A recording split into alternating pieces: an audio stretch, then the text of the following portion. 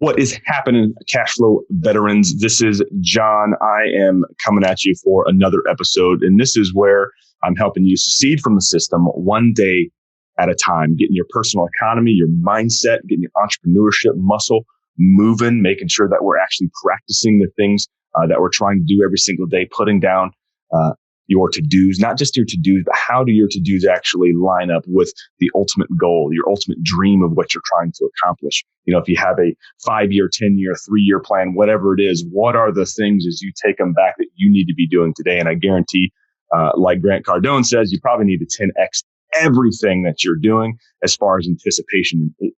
10X, not just your expectation, your goals. Go ahead and 10X those, but understand that what you think it'll take to get there, all the work that's involved, go ahead and 10X that expectation there as well. That's one of the tough things that I'm even learning right now at the job that I have at First Direct Marketing. Not only are we improving a personal economy here every single day, we are also getting into how you build your bank, a cash flow management system. We also talk about where should you deploy that capital when it's ready to go, reinvesting it back in your business, reinvesting it back in yourself, your own education, those types of things, being able to invest it in a venture that you might have with real estate investing or possibly cryptocurrency or something like that. So we're moving from the personal economy, generating revenue, getting our activity level where it needs to be, generating an income, a significant income from multiple streams, putting that into a cash flow management system, a personal banking system, using a variety of options, and then redeploying that capital back again. That is the movement of finances. That's the movement of money that's there. And obviously, sure, money isn't everything, but it sure as heck solves a lot of problems. So without any further ado, I'm sure you already saw by this, this will be a little bit juicy. This is an episode that I've been, I come from a libertarian bent, a libertarian background, I think, a much more of a libertarian philosophy, a certain personal libertarian philosophy. And I got to say that the more that I've delved into politics, and I'll give you some disclaimer too, I was a political science major in college. I did a philosophy as a minor as well. I'm very much steeped in political theory. And I honestly got really, really turned off of the actual practical application of politics. And not because, any theory, any philosophy that's going to be coherent that's out there has to have meaning in the real world. It has to have meaning in everyday life. It has to have a practicality aspect to it, to be sure. I still think the ideas of libertarianism, the liberty mindset, have a much more coherent daily practice than anything else that's out there. So with that being said, let me just say that people keep talking about this being the most important election that is coming up, that you have a vote that is the most important vote you possibly could be making. And I'm going to say that I agree. There is a vote, one very specific vote that is the most important vote of this year. And I want to get into that and expand that idea a little bit more for you. So yeah, we're getting into politics a little bit here. And I don't normally like delving into it as much. I mean, anybody that knows me certainly I knows I won't back down from any political conversation or political debate. I don't necessarily post it on Facebook. I think that is for the dregs of your societal outrage can go there for sure. So you please, by all means, if that's what you're into, if that's what gets your amygdala going, if that's what gets all of it, just so that you can feel better about yourself, no matter whether you're coming from the right or the left, by all means, go for it and do that. If you don't actually want to have rational conversations, if you don't actually want to take a principle and actually apply the principle consistently, by all means, go onto social media, spout off, say the most ridiculous things possible, because guess what? That's what everybody right now is doing. And if you think that your side is winning, you're not. And there, I'll give a prediction in this one towards the end of it. I certainly will. I have some thoughts on what I think is going to happen with this election overall, as I've seen some of it kind of play itself out. And I'm not necessarily here to pass judgment on whether that will necessarily be a good thing. But I've been having not just this episode. I even thought about doing an ebook about this, and just making fun of the whole system, because I find a lot of it just one big charade. And honestly, when I actually interned for my congressman during college, so I went as a 5 or 6 week intern to DC, I believe somewhere in 2007. I think the summer of 2007, I was there. And I got to see a lot of the behind the scenes stuff. And it really, really turned me off of politics, even though I still followed it, even though I still very much listened to, quote unquote, the both sides of the argument. I'll flat out tell anybody, I have become much more influenced by some of the thought leaders, and not just thought leaders, but the ones that are actually moving the ball forward in libertarian circles, the Dave Smiths of the world. The Keith McKnights. I mean, there's quite a few others, and not everybody agrees either. Tom Woods, I mean, he's probably one of the mainline people that has put me right into the vein and got me connected with Mises University and that type of thing. So, you have on both sides of the ticket, if there is such a thing as both sides, you have these two huge figures that are coming up, and there is just so much baggage with each. And it seems to me, at least if you want my bias and where it's coming from, I don't necessarily view what is going on partially as a bad thing. But at the same time, it's I can understand why people are getting so upset, why they're getting so animated about it, because take an issue like abortion, for example. You have one side of an issue that says it's flat out murder. You have the other side of the issue that flat out disagrees with that, says it is not morally equivalent. In fact, it is morally justified that a woman have choice. It is ultimate bodily autonomy. And the thing is there's no room for compromise. Zero. If you have those two things as a moral tenet on each side, there's no in between. And it's not just that issue, it's many other issues. And the question is are we really living in the same country?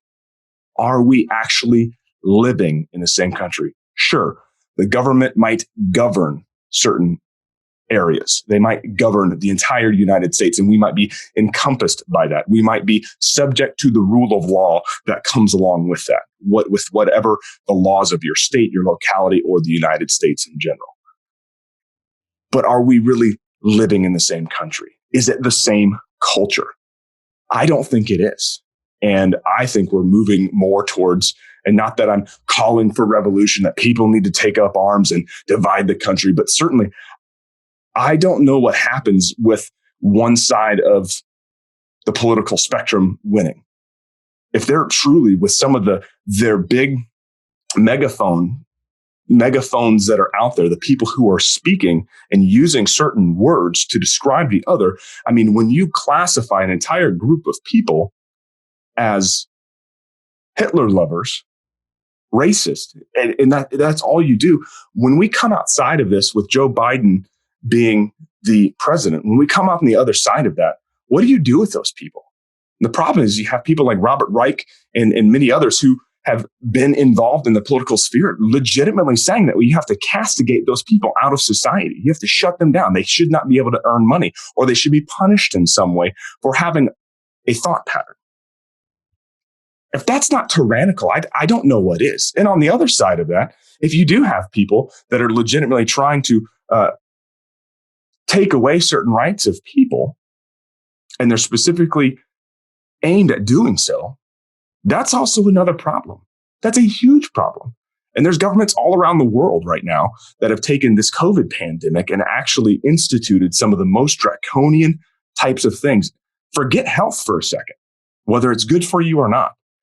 Everything else that they've been able to put in place, whether it's tracking you, whether it's shutting certain things out or not, or shutting someone's entire ability to express themselves in a group setting anywhere, and doing it in a way that is applied totally unfairly, applied only to certain groups, but not other groups, specifically, even in our country, tied to more political groups rather than actually being tied to a flat, fair way of distributing it. And that kind of goes for both sides. I certainly have my bias against the left overall. And I think that I really don't see, as far as us going towards socialism, which I'm wholeheartedly against. But if one of them party is driving 99 miles an hour, I mean, there's really no difference from the Republican Party of today than the Democrats from 30 years ago. I mean, if the standard is, when starting out saying we're going to go 0 progress here and 10% progress here, okay, we'll compromise at 5%. And then the next time the election comes around, all of a sudden the scale is from 5 to 15, and then we just move to 10. You have a group of people who are careening towards a socialist cliff at 99 miles an hour, as fast as they possibly can. And you have the other one driving the speed limit. To me, that's what conservatism is today. Because the things that they're conserving are just policies that were already socialist policies from the 1950s, 60s, and 70s. It's odd to me how they'll complain about the way people think these days and how they're getting indoctrinated. And the moment you bring up public school systems, like, oh no, we got to save the teachers. Oh no, we got to make sure that they're paid, that they're taken care of. It's the only way that we can do it. You can't do a private school. That's crazy. I'm happy to pay my taxes, even though it's not a voluntary event, even though I don't have the ability to vote with my dollars in order to do that. I have to vote with my feet. I have to find a way to move out. That could be a viable option for sure. But when it's instituted across an entire country, that presents another problem. And I've gotten it before too. You can leave the country. You can move away. That's true. There is the possibility that I can. But when somebody says that, and at the end of the day, they're actually just saying, shut up. They're ending an argument. Stop your bitching. Stop your crying. Either deal with it or move away, without actually understanding how difficult it actually is to move away. And one of the things you need in order to do that is money. Yeah, you have to pay the system in order to get out of the system. And even then, they may not approve it. Just something to think about. Look into expatriates. Look into those types of communities that are out there with the resources there, and actually take a look at how expensive it can be to be able to move up your entire life, moving away from family, getting registered and becoming a citizen of an entirely different country. Look at how expensive that actually is. It's crazy. Oh, but you can just move away. Actually, no, you know what? Just shut up your argument, because that's not a good argument. You can't complain about the system that you're in. If I talk about some of the more anti-war stances I have, like you should support the troops. I can't understand how you're not supporting the troops. Like I am supporting the troops. My question is for the leadership that's out there. What is it that we're doing? Where are we going? What's the vision? How are we making the world a better place? Do I feel that I have more liberty today than I did 15 years ago? Do I feel I have more, that I've been able to enact more liberty across the globe by being in a war in a third world country? Oh, but they have terrorists. I understand that. And we're on a targeting block for all kinds of reasons. I highly disagree that it's because of our freedoms and our way of life. I think that is an utterly garbage as far as a stance. Because when you actually look at some of these people, specifically, look at Osama bin Laden. He's part of the Saudi royal family. The ties that Saudi royal family had with the Saudis and the Egyptians that did 9/11, and yet we're in Afghanistan and we're in Iraq. Yeah, certainly there's more ties for where Osama bin Laden and their group was in Afghanistan. And I understand that. And there's certainly a level of being able to vote and go after. That's why I have a lot of respect for Ron Paul, who said, yeah, Congress should decide whether we're going to war and certain actions that we're going to take. We shouldn't just have a blanket war power for the president to go in, and all of a sudden all these big companies and manufacturers and people that are highly connected to the military. And yes, I know that I am talking to primarily a military audience. This probably doesn't resonate with a lot of you. Honestly, you might even unsubscribe I don't care. When I look at the facts, this is how I'm starting to see a lot of it. When I say, okay, well, why was that done that way? What's the intelligence actually say today? Now that we know some of the things that have been declassified, what is that we know? And that presents a real problem for where we're going. So granted, I've probably pissed off every single one of the people that are in my audience here. I might be rambling to somebody as a crazy person. So what is the vote? What vote should you be making? Is it clear to you that I'm suggesting you should vote Libertarian in this election? I kind of hope that you're thinking that. Hey, maybe Libertarian would be a good option. Maybe there's other third parties I could look into. Maybe the two-party system isn't really the way. But is that really what I'm doing on my podcast today? Am I really talking about that the only one vote that matters to you today is that you should vote for the Libertarian, Joe Jorgensen, Spike Cohen? Should I tell you that those two, that president and vice president ticket is the ticket? That is the only way we change. That's the most important election of the year. And we should vote for them because we need a third party. Could I make that pitch? Sure, I could make that pitch. Is it a good one? No. Is it voting for Orange Man bad? Voting for him? And if I vote for him, then all of a sudden I'm a Nazi? Or if I vote for basically an empty suit, a shell of a human being right now, that I'm supporting socialism, knowing that he's not going to be making decisions very long. And yet these are the two options that I have. Maybe we actually don't live in the same country. Maybe one of the best things that we possibly could do is to split up as a country.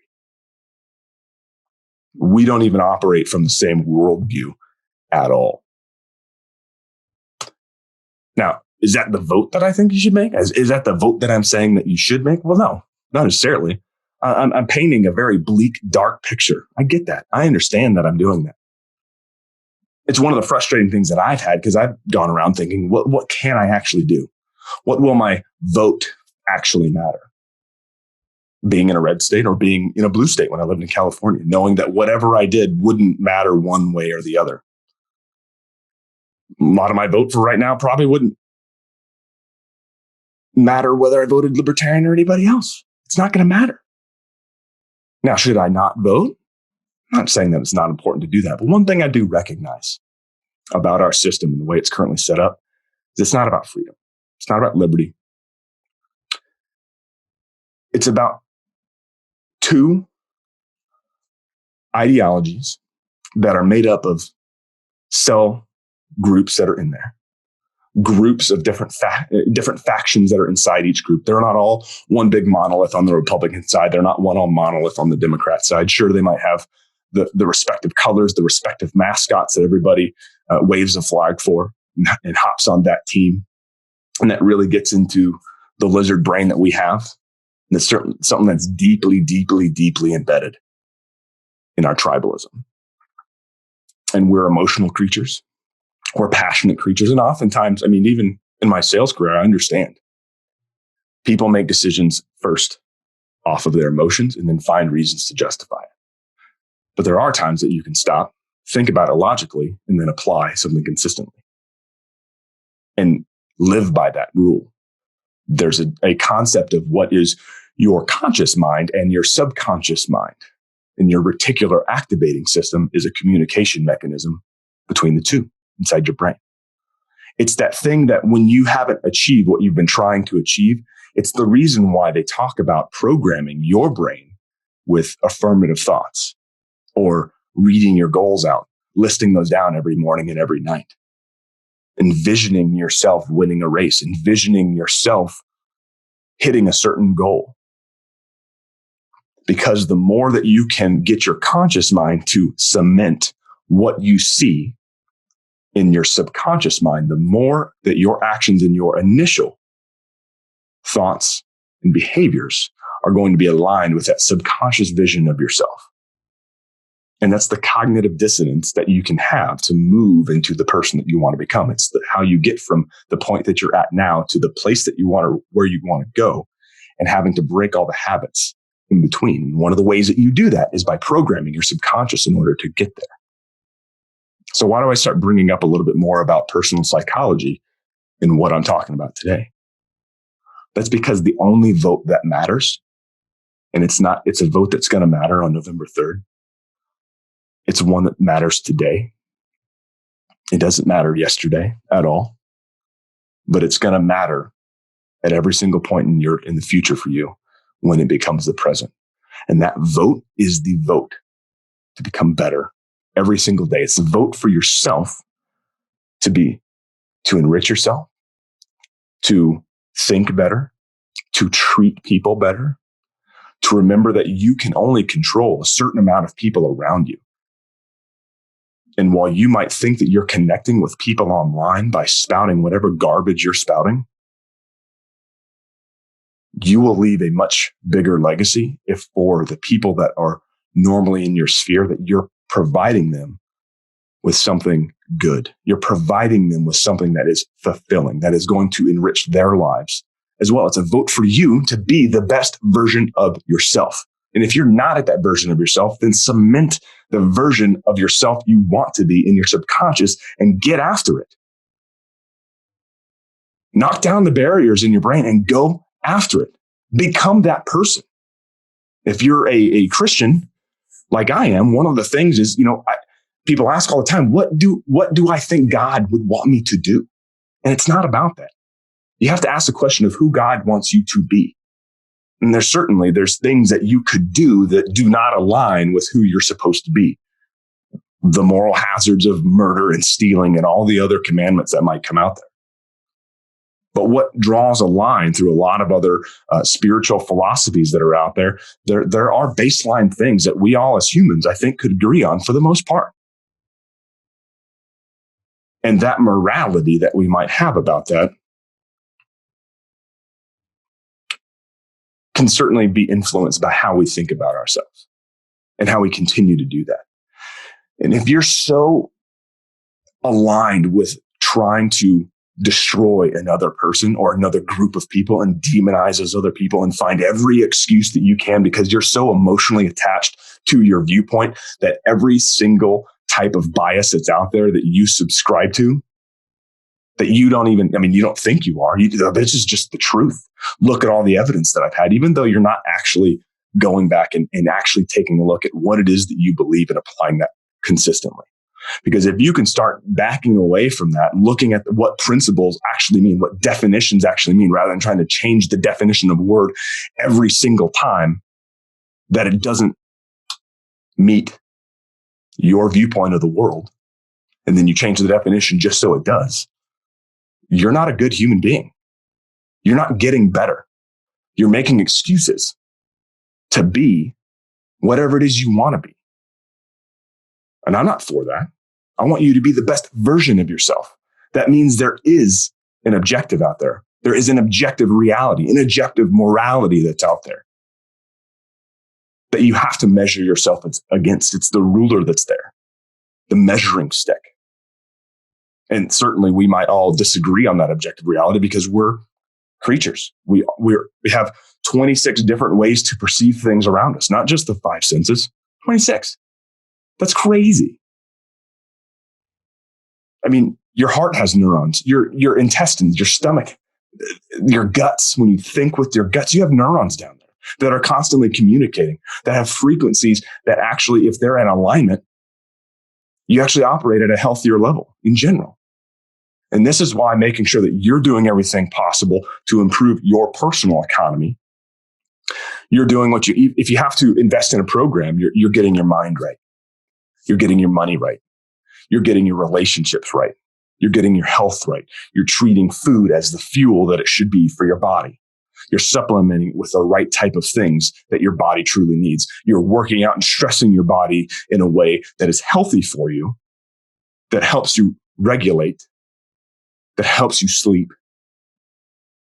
You're drinking enough water throughout the day. These are all very practical things, but these are the votes, the small votes, to be better every single day, to get better every single day, to move to the point of where you want to be, to think clearly about who it is you want to become and what your moral standards are, and then driving those deeply into your subconscious. That way, that version of yourself, that best version of yourself, You're not manipulated when somebody comes up to you and says something that is either for or against your viewpoint. Even though you might have a reaction there, you have the ability to be able to step back, much like the Stoics through the ages that are able to take something and look at it, to being able to meditate and watch those thoughts as clouds go by and being able to view them from different points, being able to take the stories about what you say or how you interact with other people and ask the questions that challenge your own stories in your own head about yourself, about other people. Hey, this is really what pissed me off today about what this person said. This is the story that I have from that I'm telling myself about it. Is that story true? What evidence do I have that that story is true? What if it's not true? What's the evidence for it being not true? What if I have to take more responsibility for that story? What does that look like? What evidence is there that I should do that? Okay, what's the desired outcome? What is the optimal thing that I believe would be the best outcome for this story that's out there? Even if I'm having conflict with somebody, what's the desired story that would be? And what evidence do I have to say that that could also be the case? Then how does that apply to the rest of my life? Can I take that idea? Can I take that revelation and apply it in my life? That's the type of detail that you have to be able to get into. You got to turn off the news.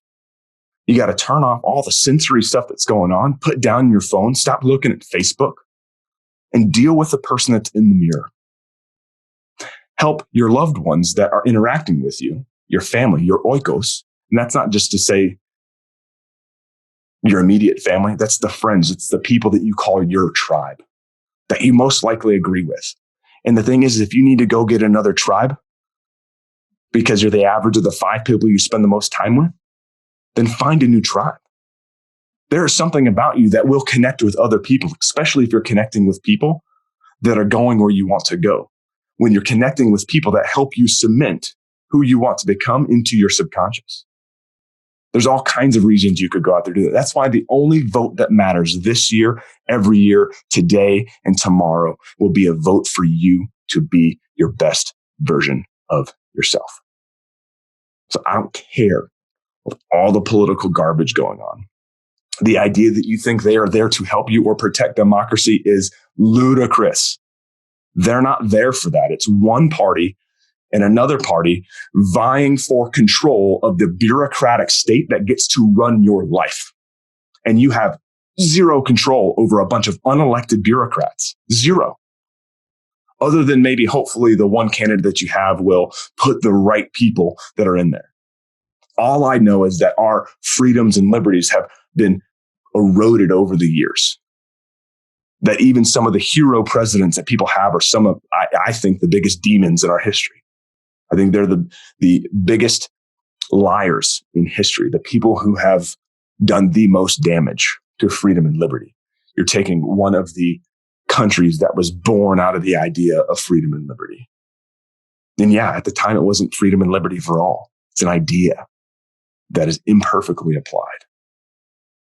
But it's the standard. It's that consistency of looking at that measuring stick across space and across time. That we can't go back and change the past, things that were done in the world that we can't change, but have changed because of certain levels of progress. Not against progress. So long it moves us into a world that's a better place. But I also know, I don't know how well this world, it's not something that can be held on to. We may not be able to cement the perfect world ever. In fact, we might dissolve into, Albert Einstein said that I don't know with what weapons that World War III will be fought, but I know that World War IV will be fought with sticks and stones. We don't know what the world will hold. It's up to us today becoming the best versions of ourselves, and we have to deal with that today rather than saying that everyone else is the problem. Even if somebody has more control over your life and has done something very hateful and damaging to you, you still have the responsibility to be the best version of yourself, no matter where you're at. It's one of the reasons why I love reading Viktor Frankl. If you don't know who that is, was a psychiatrist going into into World War II. He was a psychiatrist in Germany, a Jew that had to go through and actually made it out the other side of the concentration camp. Very lucky for him. But hearing how he approaches that event, the books that he wrote afterwards, I think are very revelatory of people who absolutely were oppressed and exterminated and having to deal with that. And yet a lot of what I'm telling you is something that I've actually learned from him. That I cannot control what others will do to me. I know the government will try to control my life no matter who's in office. Unless it's a libertarian, of course, because, we'll just tear the system down, which I'm okay with. You might not be. That might surprise you. I don't know. You might absolutely hate this video. You might hate the podcast after this. I might have a whole bunch of unsubscribes. But I do seek truth. I am open to having that conversation with people.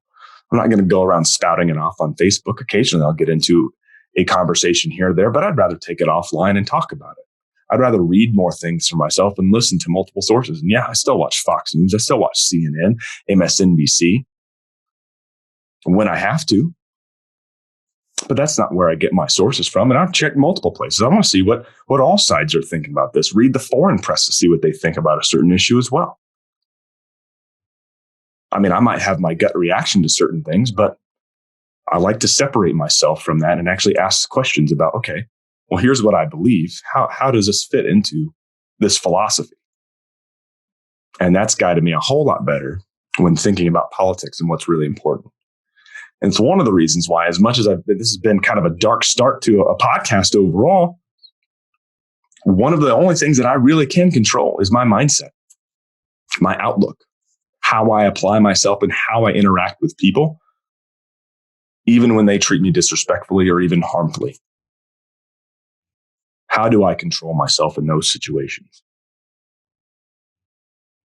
I appreciate you coming on today. I appreciate you listening. If you're still here, it's maybe a different perspective than what you've heard. Maybe you agree, maybe you don't. Just know that what I want for you in your life is to get better every single day. It's, yes, to deal with the realities that are out there. But you cannot blame other people for the way that you view the world. That is your choice. That's your responsibility. And I think it's your responsibility to be the best version of yourself, the most successful version of yourself. That doesn't necessarily mean finances. I'm very much about free markets here, very much about entrepreneurship. Absolutely. I think it is critical, vital to actual freedom. I believe financial freedom is just as important as your political freedom. But it's not everything. How you view yourself and how you interact in the world, especially with the people that are around you, that you have more influence over, is more important. So with that, I'm going to get off here. Thanks so much for listening. I appreciate it. If you have any questions, you want feedback or anything, I'll take feedback. Let me know. Shoot me a voice message. If you got Anchor.fm app on your phone, you can actually hit a voice message to me. I'd appreciate it. You can reach out to me at cashflowveteran@gmail.com. And I have plenty of other resources that you can go reach out to. I also have a couple more sponsors that I brought on. I want you to check those out as well, especially if you're a business owner, or especially if you want to make more money and you're looking to get into entrepreneurship and start a side hustle. I have some things I really want to be able to talk to you about. It might take 5 to 15 minutes to really see if there's some things that are a good fit for you. That's really what it comes down to. With that, this is John with Cashflow Veteran. I'm signing off. Make sure you're getting better every single day. Become the best version of yourself every single day. Take it easy.